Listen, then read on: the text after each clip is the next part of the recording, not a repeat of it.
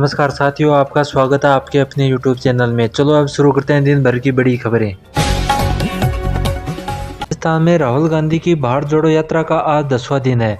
आज यात्रा में RBI के पूर्व गवर्नर एन रघुराम राजन भी शामिल हुए। राहुल गांधी और रघुराम राजन दोनों ने लंबी चर्चा की। टी ब्रेक पर भी लगातार बातें करते रहे। दोनों यात्रा के दौरान एक डॉक्यूमेंट्री के लिए आर्थिक मुद्दों पर भी अपनी राय रखी। रघुराम राजन यूपीए सरकार के दूसरे कार्यकाल में RBI के पूर्व गवर्नर थे। भारत जोड़ो यात्रा के दौरान मीडिया से बातचीत करते हुए सचिन पायलट ने अरुणाचल के तवांग विवाद पर कहा कि भारत चीन मुद्दे को विपक्ष को विश्वास में लेकर चर्चा करे। इस मसले पर पूरा देश सरकार के साथ खड़ा है। सच्चाई के साथ केंद्र सरकार को चर्चा करनी चाहिए। अगर सीमा पर चीन अतिक्रमण करता है तो हम चीन को मुंह तोड़ जवाब देंगे। जोधपुर के शेरगढ़ में हुए सिलेंडर ब्लास्ट में अब तक कुल 25 जानें जा चुकी है। इनमें सबसे ज़्यादा बच्चों ने जान गंवाई है। इनमें कम हाइट होने के कारण बच्चों की सांस नली सूज गई, जिसके कारण अब तक के 10 बच्चों की जान जा चुकी है। आज इस हादसे की गूंज नागौर सांसद हनुमान बेनीवाल ने संसद में भी उठाई। उन्होंने कहा कि यह देश के सबसे विभत्सम हादसों में से एक है। पूरा देश उनके साथ खड़ा है। उन्होंने कहा कि CM अशोक गहलोत ने उन्हें 2-2 लाख रुपए देने को कहा है। अब केंद्र सरकार को भी विशेष पैकेज की घोषणा करनी चाहिए। भारत जोड़ो यात्रा का सवाईमाधोपुर में तीसरा और अंतिम दिन है।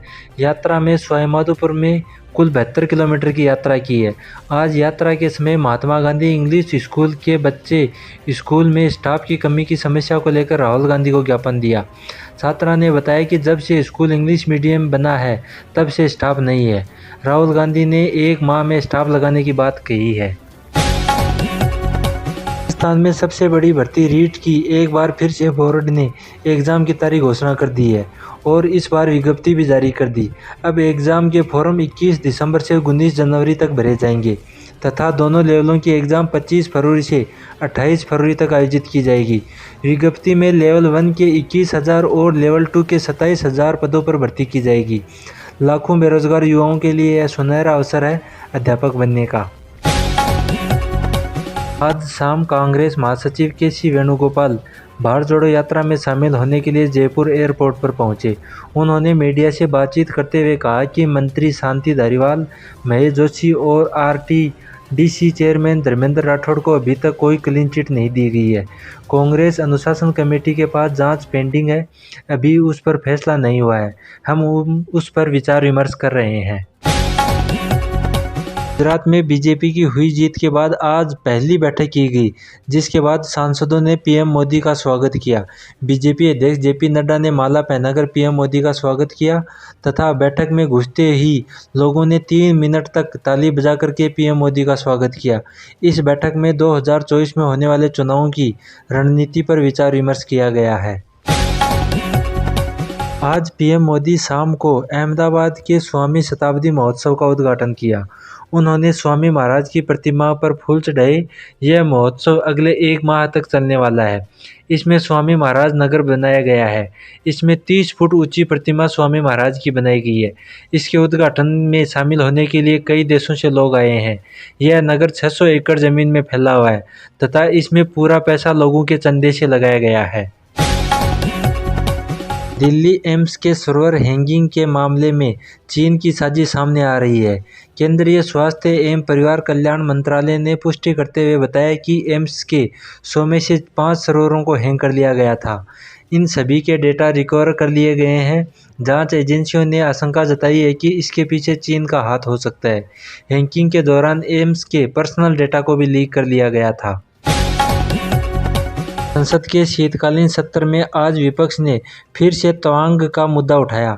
इसके बाद राज्यसभा से 17 विपक्षी दलों को वॉकआउट कर दिया गया।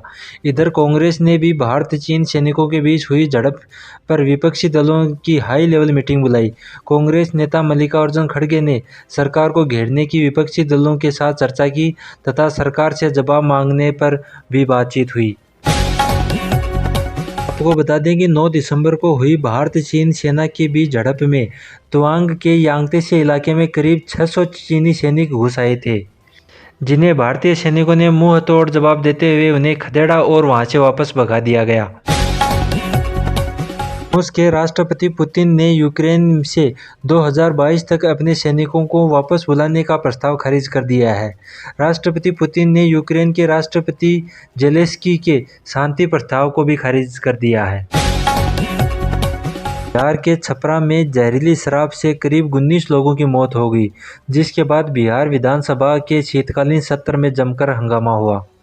लगातार हंगामे के चलते हुए सीएम नीतीश कुमार ने अपना आपा खो दिया और विपक्ष पर जमकर बरसे। उप मुख्यमंत्री तेजस्वी यादव ने कहा कि बीजेपी राज में भी बिहार में शराब से मौतें हुआ करती थी।